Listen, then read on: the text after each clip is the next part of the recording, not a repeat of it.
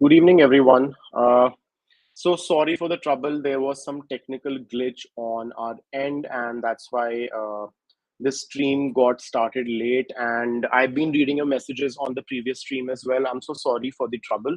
But again, uh, we're back live, and in today's session, we're going to cover a very, very important topic, which is business analytics. I do get a lot of questions on this particular course, and especially in the UK, given that the UK is currently going through massive, massive shortages in, especially in IT fields, and especially if I talk about business analytics or data analytics as a subject.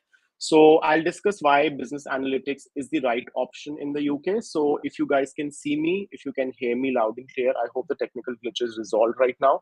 So just let me know, and let me know in the chat box if you can see me loud, if you can hear me loud and clear, and you can also start posting your questions.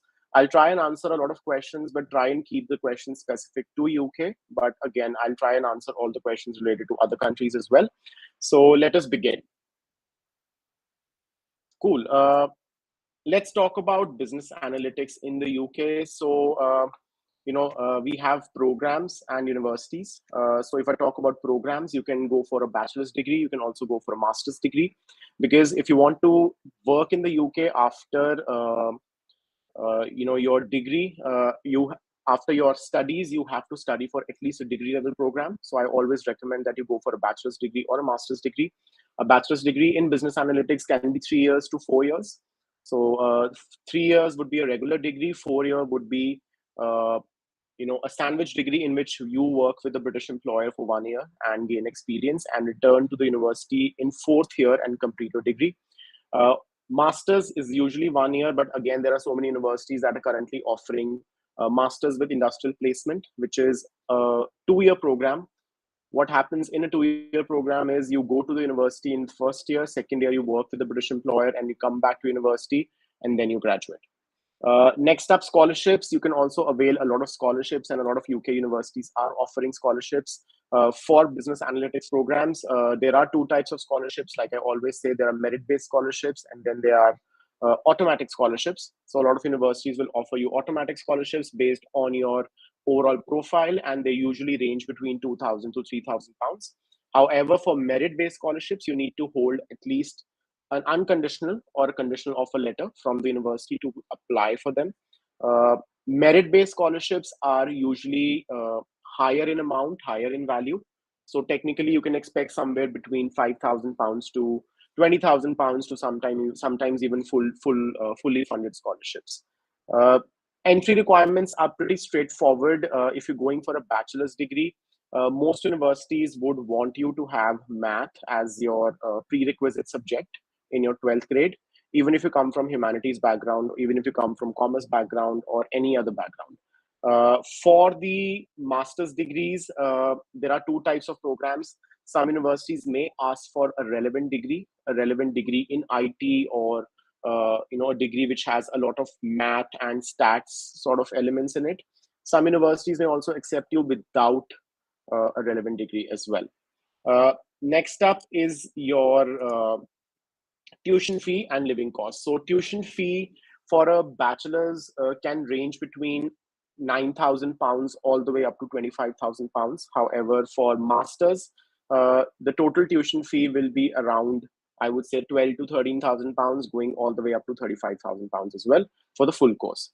For bachelors, the fee is per annum, 9,000 to 25,000, and will depend on which university you study at. Next up, living cost. The UK High Commission basically recommends £9,200 as your 9 month living expense. But ideally, I would say you would need somewhere around 10 to 12,000 pounds if you're living outside London.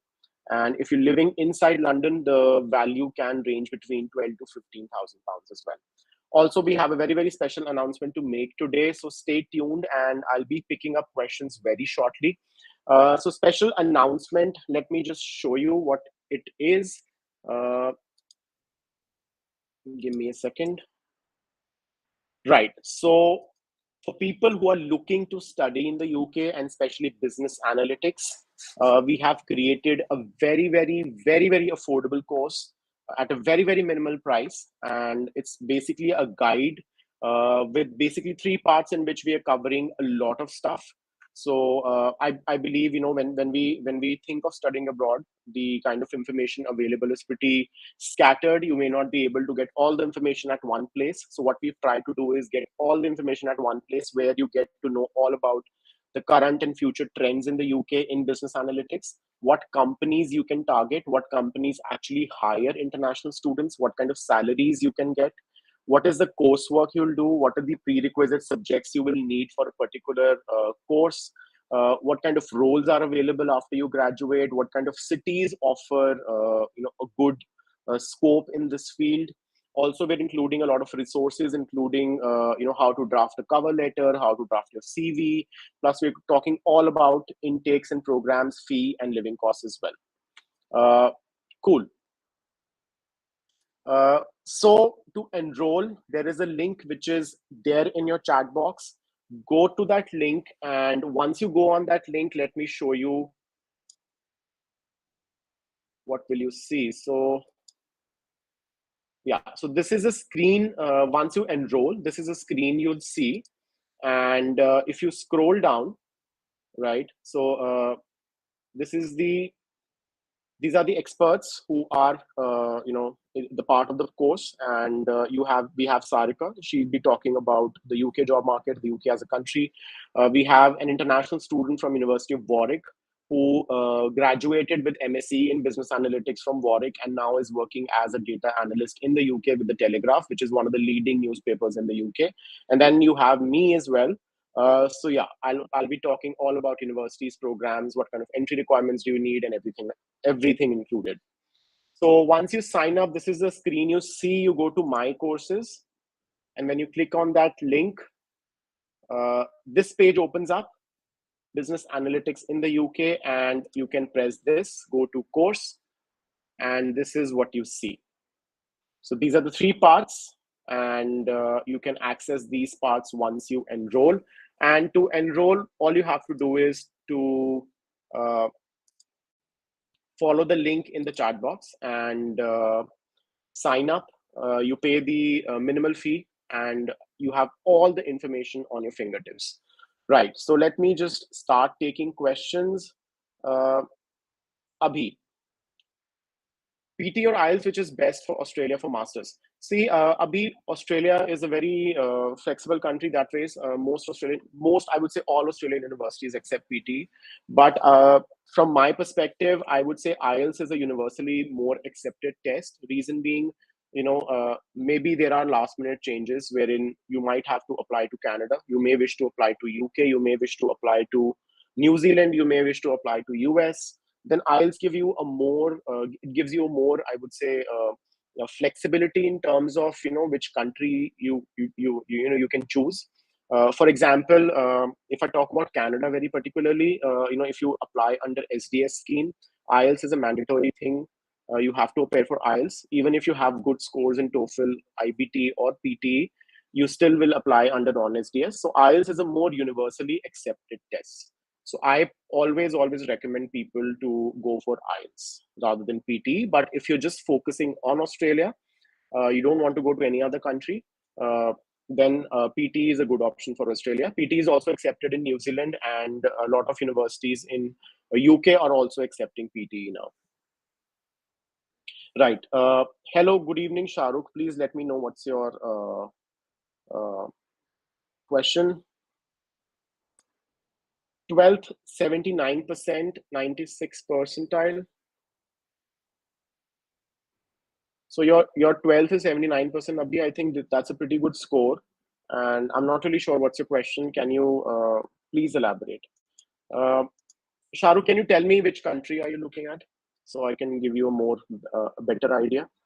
Vishal, I read your message in the other stream as well. I'm so sorry for the trouble. I know you've been waiting there as well. So if one applies for Canadian universities now for September 23 intake and take IELTS test in April 23 after completion of 12th exams in March 23, would the case late by taking IELTS in April 23? So yes, you can take IELTS later as well, Vishal, but I'll not recommend taking it in April.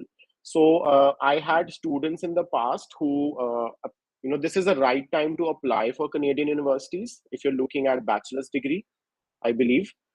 because I think you're preparing for 12th exams. So yeah, this is the right time to apply. Started applications. You can submit your IELTS score later, but I would recommend that you take your IELTS by January. So start prepping for IELTS now. Get your IELTS done by January before your board exams, and then once you get your results, I think that will be pretty much sorted. But don't delay IELTS up till until April 23. So I would advise get it by January. I hope that answers the question. Cool. So I've got a detailed question from Abhi, 79%, 5.73, 7.3, 5.65, 8, 6.2, and running. So Abhi, I can say if you have, I believe it is out of 10, the GPA you've discussed. And I believe if you have 6.0 and higher GPA, then obviously the kind of scholarships I can tell you is basically, mostly will be 20 to 25%, not more than that. Because when we talk about fully funded scholarships, and fully funded scholarships usually require excellent academics, and I believe, and they're very, very competitive. So I'm not really sure how it will fare, but again, I think uh, chances are you can get around 20 to 25% scholarship in Australia for your masters, and most universities will be happy to do that automatically. So once you apply, uh, it will be listed on your offer letter, the automatic scholarships. And like I said, most universities do have them in place. Uh, so it ranges between 20 to 25%. Some universities also offer like £10,000, $10,000 worth of scholarships. So yeah. Cool. Yashraj, how's the data analytics course and opportunities for the same? So data analytics as a course, Yashraj, it's like, I would say, one of the most in-demand programs right now. So if I talk about programs for the future, data sciences, data business analytics, then we have healthcare, we have digital marketing. These are the few courses: IoT, artificial intelligence, machine learning. All these courses are pretty much relevant today, and they're going to be relevant tomorrow as well, and maybe years to come as well. So it's a very good course. It's one of the most in-demand programs right now, and there are plenty opportunities across every country possibly. So not really sure which country you're looking at, but if UK is one thing, UK is the country you're looking at, I'm pretty much sure our complete guide on business analytics is going to be very, very relevant for you. So all you have to do is go on the, click on the link in the chat box, sign up, and it's a very, very affordable course. You don't have to pay too much for it. And I'm pretty much sure it will help you resolve a lot of your queries. It's a very, very exhaustive course, guys. It's like, I think the kind of research we've done, we've spoken to so many people across countries, we've spoken to so many students as well, and we've tried to bring you all first-hand information in just 1 hour. It's a 60-minute course. You have the lifelong access, and you also get to download free resources. You also get to know how to draft a cover letter or a CV as per the UK job market. And also, most importantly, I think most students come with this question that which companies hire international students. So we also have consolidated a list of companies that actually target international students for jobs, and we also discuss salaries with that. Uh, Abrar Khan, is it hard to get into Imperial College London if a person wants to do business analytics course? So Imperial College London does have a business analytics course, Abrar. Imperial College, it's a world top 10 university, if you see. So if I talk about the acceptance rate of Imperial, it's pretty low. So yes, it is difficult. Usually for Imperial, you need a very, very strong SOP. And Imperial is very particular about what they want to know in their SOPs. So most courses, they would have some sort of guidelines, on what kind of personal statement they want, what kind of SOP they want. That is one thing. Plus, you also have, career planning questions for most courses. So there are usually 7 to 8, questions they ask you, and you have to answer them uh, within these stipulated character limit. So one is that. Number 3, they also do interview.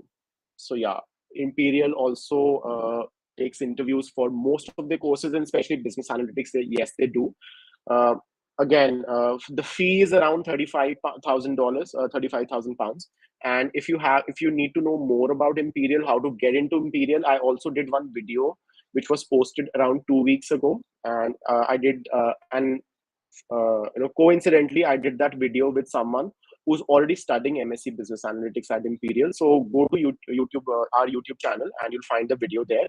Uh, and that girl also won the Imperial Excellence Scholarships. That will also help you kind of, how to kind of go about your application.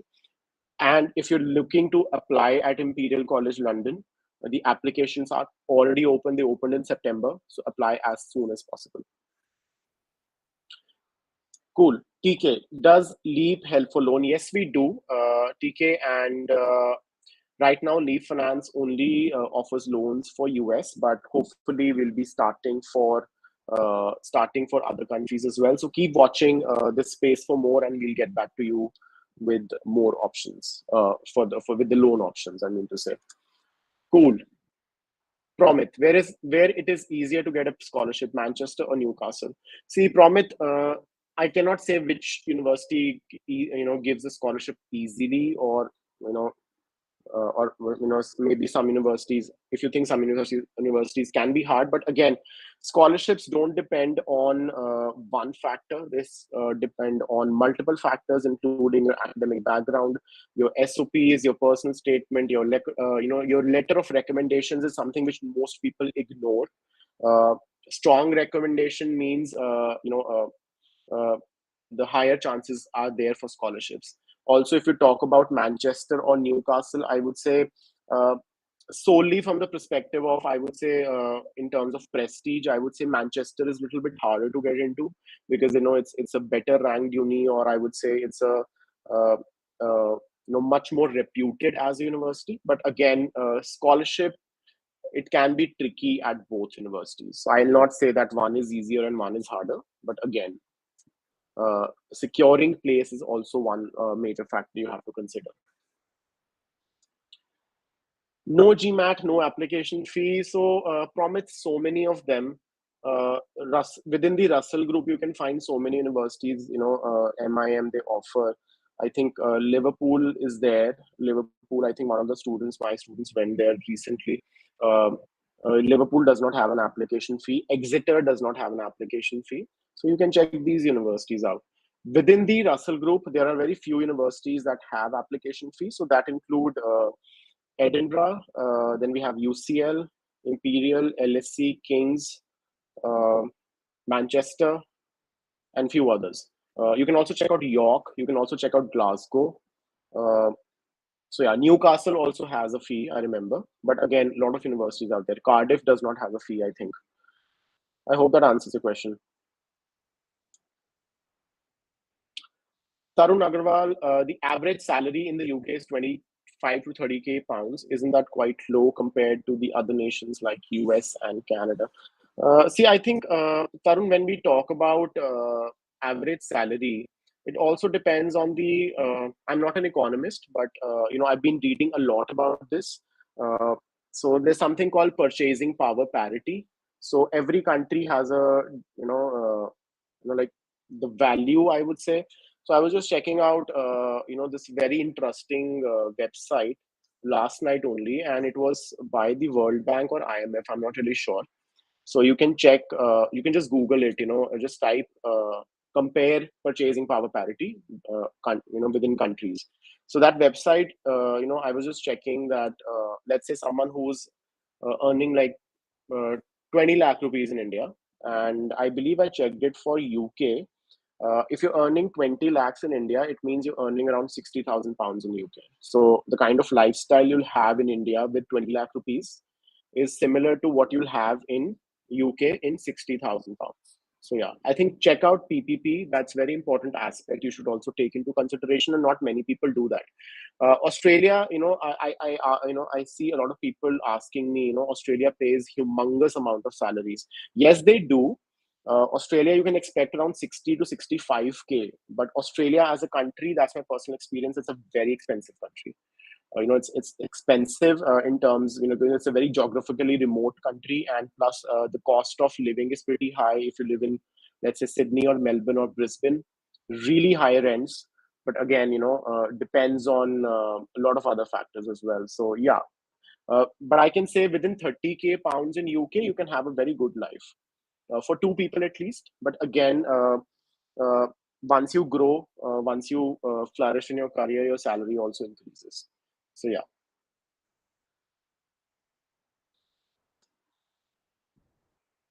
Going for a PG dip in Canada as it aligns with my immigration goals, but unable to get my mind off unis in Australia that I have chance for masters. Am I making correct decision? Confused, please help. Ronak, I very well remember you. I think your question is very consistent, and I think you've been asking this question for a very, very long time. Let me tell you one thing.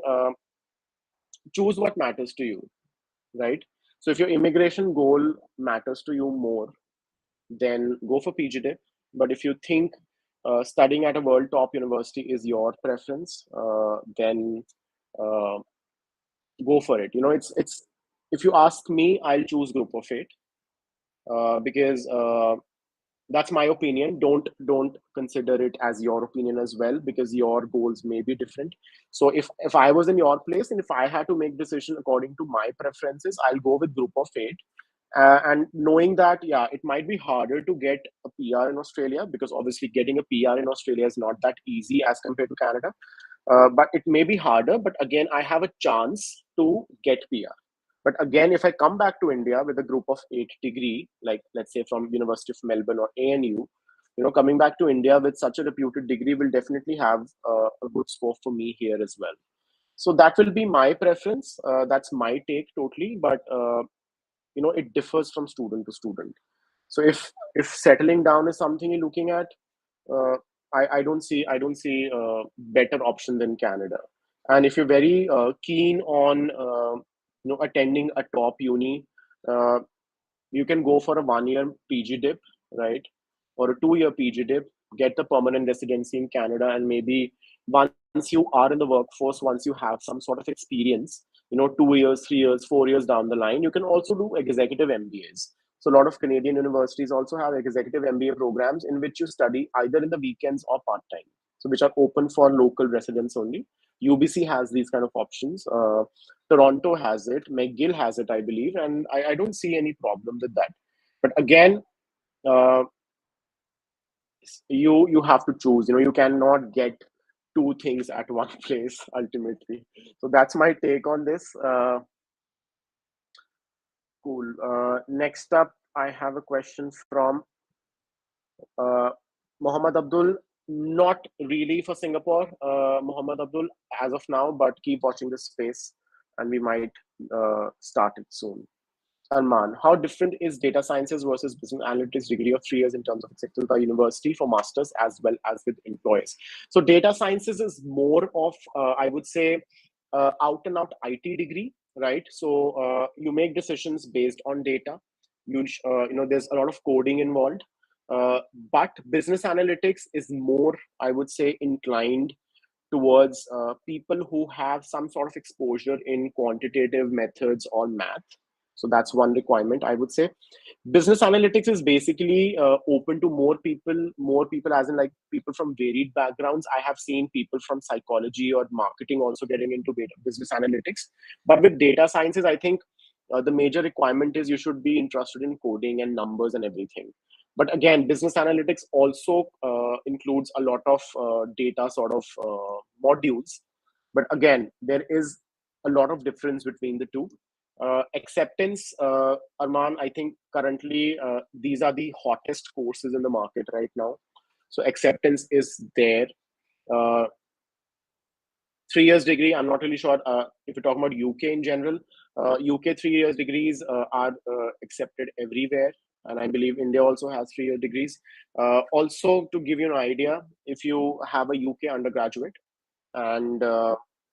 and that's from my personal experience. I have a UK undergraduate, and I after I did my 3 year degree in the UK, I also applied to Canada. I also applied to New Zealand. I also applied to Canada, and I had an admit from University of Alberta for the master's program. So UK 3-year degree is also accepted by Canada as a 4-year equivalent. So don't worry about that. And that also goes with the masters. UK 1-year masters is equivalent to 2-year Canadian or US masters. Fussy Hashmi, hi sir, good evening, good evening. Let me know your question. Acceptance rate of Manchester, Leeds, Newcastle, Liverpool, and Cardiff. So I'm not really sure of exact numbers, Promit, but I would say I believe you're going for, I'm not really sure which program you're going for as well. So, but I would say solely on my understanding of these universities,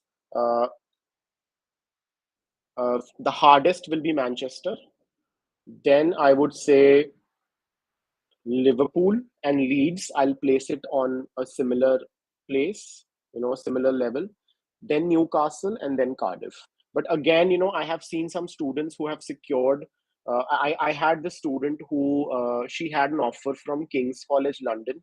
She had an offer from UCL. She had an offer from LSE, and she didn't hear back from Manchester. So that's strange. I would say apply to all of them and see which one you get. I always recommend apply to at least 5 universities. Cool. So guys, before I take one or two more questions, and just to remind you, there is a link which is floating in your chat box. If you're looking to study business data analytics in the UK, and this is the right, I would say, guide for you. It has everything in one place, and you get all the information you need, your cover letter, your CV, your companies, what companies should target, what kind of salaries, what kind of universities, and everything. And we have some free resources as well to download. So just go check that link out. It's at it's at a very, very affordable price. Trust me, it's cheaper than a regular meal you can get for 2 people at McDonald's. So it's cheaper than that. Go for it and sign up now. And I'll take one or two more questions before I sign off for today. Yeah, because it's Diwali, and even I have to go for Diwali shopping.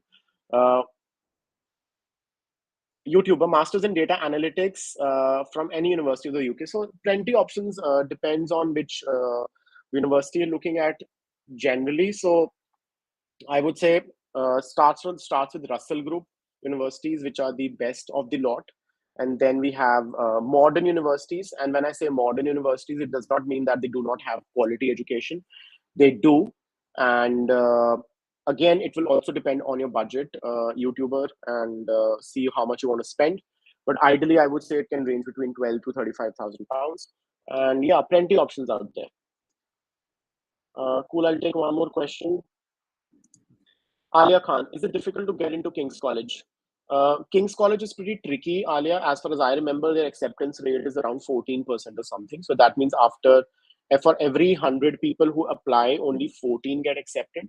So pretty tricky, I would say. But again, depends on which course you want to go.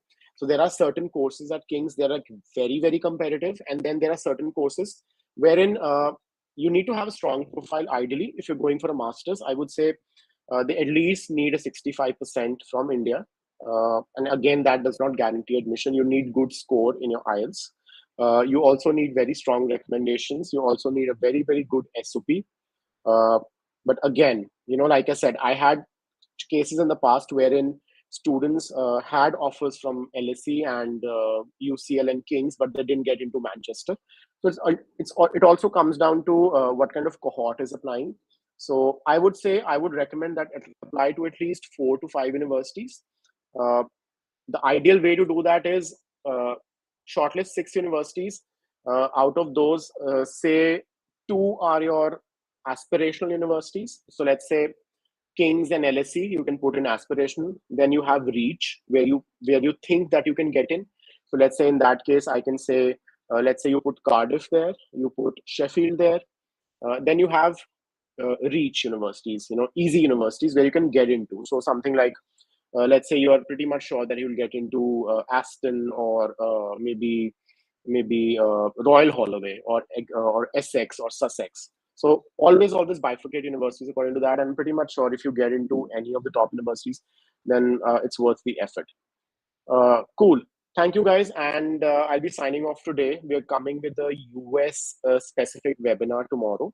I believe that's at 5 p.m. And we have someone from our US team joining us, answering all your questions. And do watch that session if you're thinking of US as well.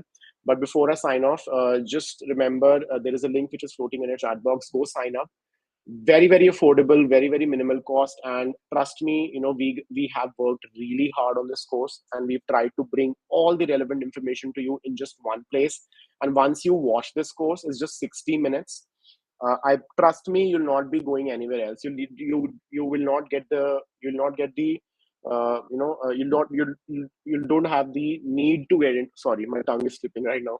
So yeah, you will not be required to go anywhere else for any research, because we've tried to include everything possible in just one single course, which is for 60 minutes, and it's very affordable. So go check it out, and thank you so much. And yeah, I hope you have a very great festive season ahead. Keep watching our channel, and let me know if you have any questions. You can also post your questions after this session, and I'll see you tomorrow at 5. Thank you so much, and have a good night.